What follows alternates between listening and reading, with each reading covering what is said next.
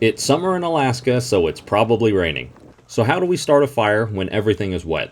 In reality, there's not anything different about making a fire in the rain versus in dry conditions. Only in the rain, we need to be sure to build a fire large and hot enough it can dry and burn wet material and produce heat faster than the rain can cool it off. Any worthwhile fire starter you include in your personal fire kit should be capable of sustaining an initial flame long enough to do this. But if you don't have one, here's what you can do. Even during extended periods of rain, you can still often find dry material under rocks, trees, or any other sort of cover. But if you can't find any readily available, you'll have to produce it yourself. There's several techniques you can use, but what I prefer to do is to find a suitable tree or limb and simply carve shavings down to the dry material at the core of the wood.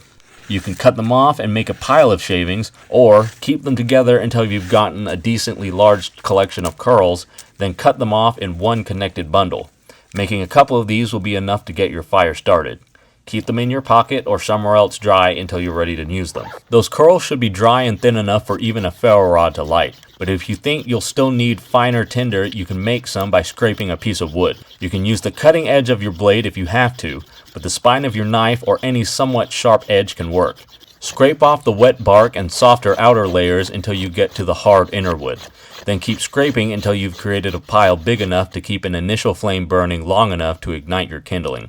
Now before we try to ignite our material, build a base to separate the fire a little more from the ground, and stage your material so it'll be easily accessible when you need it. Most people try to rain sparks down on their material to ignite it, and that can work, but in cold or wet conditions, that extra distance the sparks fall before they reach your material can be enough for them to cool down too much to ignite your tinder. So instead, I place my rod directly in my material and use it to pin it in place so all the sparks I make are directed right where I want them. This also keeps the sparks concentrated in one small area so you can actually dry out your tinder a little if it's damp. Once your tinder ignites, feed the fire the other material you prepared, being careful to only feed the fire what it can consume.